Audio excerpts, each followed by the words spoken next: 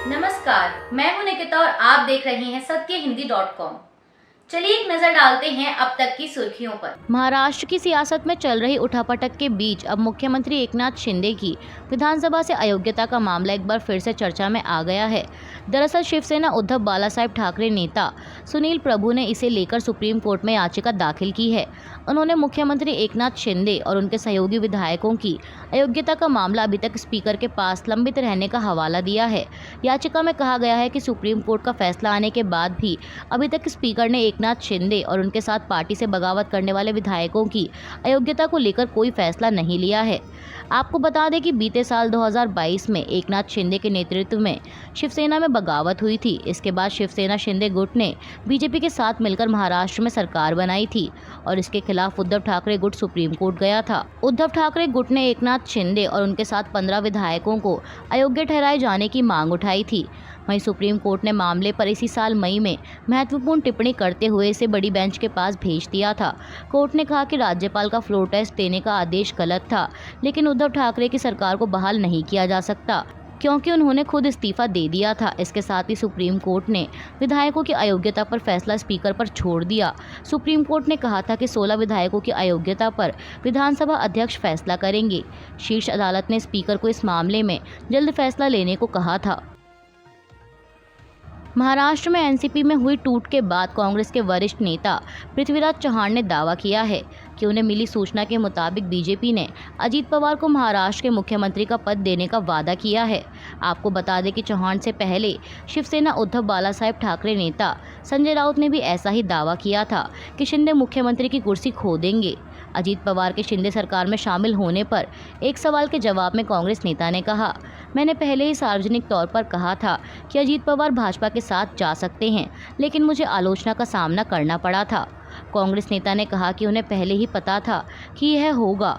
पूर्व मुख्यमंत्री ने दावा किया, इसमें सिर्फ सौदेबाजी चल रही थी कि अजीत पवार को क्या मिलेगा। हमारी जानकारी के अनुसार विधानसभा अध्यक्ष के फैसले की मदद से शिंदे को मुख्यमंत्री पद से हटाकर पवार को यह पद देने का वादा किया गया है।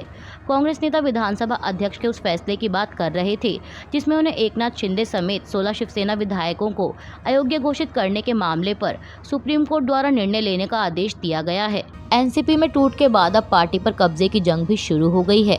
एनसीपी नेता और महाराष्ट्र के उप मुख्यमंत्री अजीत पवार ने यह साफ कर दिया है कि पार्टी प्रमुख तो शरद पवार ही हैं, लेकिन पार्टी के अधिकांश विधायकों का समर्थन उनके साथ है। इस बीच खबर है कि अजीत पवार शिंदे सरकार में शामिल होने के बाद एक बड़ा कदम उठाने जा रहे हैं। दरअसल वह आज मंगलवार 4 जुलाई को पार्टी के नए भवन का उद्घाटन करने वाले हैं और एनसीपी का ये नया ऑफिस मुंबई में महाराष्ट्र सरकार के मुख्यालय के पास स्थित होगा। बता दें, इस नए ऑफिस का नाम राष्ट्रवादी भवन रखा गया है।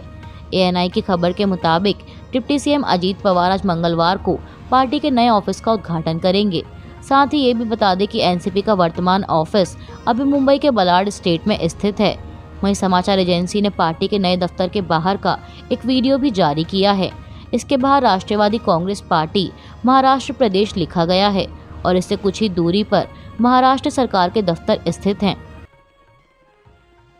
अमेरिका के सैन फ्रांसिस्को के भारतीय कॉन्सुलेट में खालिस्तानी समर्थकों द्वारा आग लगाने की खबर सामने आई है।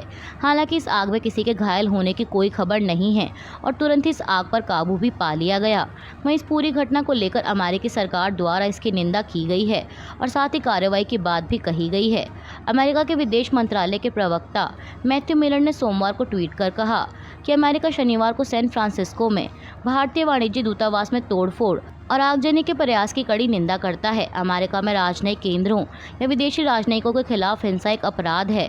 वहीं खालिस्तान समर्थकों ने कनाडा में 2 भारतीय राजनयिकों की तस्वीर जारी कर उन्हें मारने की धमकी दी है। खालिस्तानियों ने उन्हें खालिस्तानी आतंकवादी के मारे जाने के लिए जिम्मेदार ठहराते हुए ये धमकी दी है और 8 जुलाई को प्रदर्शन की बात कही है। खालिस्तानियों द्वारा इस रैली को लेकर सोशल मीडिया पर साझा किए जा रहे एक पोस्टर में लिखा है कि खालिस्तान फ्रीडम रैली 8 जुलाई को आयोजित की जाएगी, जो कैलिफोर्निया के बर्कल से शुरू होगी और सैन फ्रांसिस्को में भारतीय दूतावास पर समाप्त होगी। इसके अलावा खालिस्तान समर्थकों ने 2 जुलाई का एक वीडियो भी ट्विटर पर साझा किया है, जिसमें सैन फ्रांसिस्को में भारतीय वाणिज्य दूतावास में उन्हें आगजनी की कोशिश करते हुए देखा जा सकता है। वीडियो में हिंसा से हिंसा का जन्म होता है जैसे शब्दों का इस्तेमाल किया गया है। इसमें कनाडा में स्थित खालिस्तान टाइगर फोर्स के प्रमुख हरदीप सिंह निज्जर की मौत से जुड़ी खबरें भी दिखाई गई हैं। देश के बड़े उद्योगपति अनिल अंबानी की पत्नी और बॉलीवुड की जानी मानी अभिनेत्री टीना अंबानी आज मंगलवार को ईडी के समक्ष पेश हुईं। दरअसल ईडी फेमा 1999 के तहत दायर एक कथित मामले की जांच कर रही है, जिसे लेकर ईडी ने कल सोमवार को उद्योगपति अनिल अंबानी से भी पूछताछ की थी और आज इसी सिलसिले में टीना अंबानी जांच एजेंसी के अधिकारियों के सामने पेश हुईं। वहीं सूत्रों का कहना है कि यह अनिल अंबानी की कंपनियों में निवेश से जुड़ा एक नया मामला है। मणिपुर में जारी हिंसा के बीच मुख्यमंत्री एन बीरेन सिंह ने कल सोमवार को राज्य की मौजूदा स्थिति से संबंधित महत्वपूर्ण सुरक्षा मामलों पर चर्चा करने के लिए सीएम ऑफिस में संयुक्त मुख्यालय के अधिकारियों के साथ एक बैठक की। बैठक में राज्य सरकार से लेकर भारतीय सेना और अर्धसैनिक बलों के वरिष्ठ अधिकारी मौजूद थे। बैठक के बाद मुख्यमंत्री ने एक प्रेस कॉन्फ्रेंस के दौरान बताया कि राज्य में हिंसा को तत्काल रूप से रोकने के लिए कुछ जरूरी फैसले लिए गए हैं, जिसमें एक अहम फैसला ये है कि 5 जुलाई से पहली से लेकर 8वीं कक्षा तक के स्कूल खुलेंगे। सीएम ने कहा कि पहाड़ी और घाटी जिलों में स्थापित बंकरों को हटा दिया जाएगा। वहीं मैतेई और कुकी दोनों समुदायों के किसानों को सुरक्षा प्रदान करने के लिए अतिरिक्त बल तैनात किए जा रहे हैं ताकि खेती किसानी की गतिविधियां शुरू हो सकें। आपको बता दें कि 3 मई को मणिपुर में जातीय संघर्ष शुरू होने के बाद से शैक्षणिक संस्थान बंद हैं। पूर्वोत्तर राज्य में शांति लाने के लिए सेना और अन्य केंद्रीय बलों को तैनात किया गया है। वहीं जातीय समुदायों के बीच 2 महीनों से जारी हिंसा में अब तक 100 से ज्यादा लोगों की जान जा चुकी है और हजारों लोग घायल हुए हैं। अभी के लिए बस इतना ही। बाकी की खबरों के लिए बने रहिए सत्यहिंदी.com के साथ।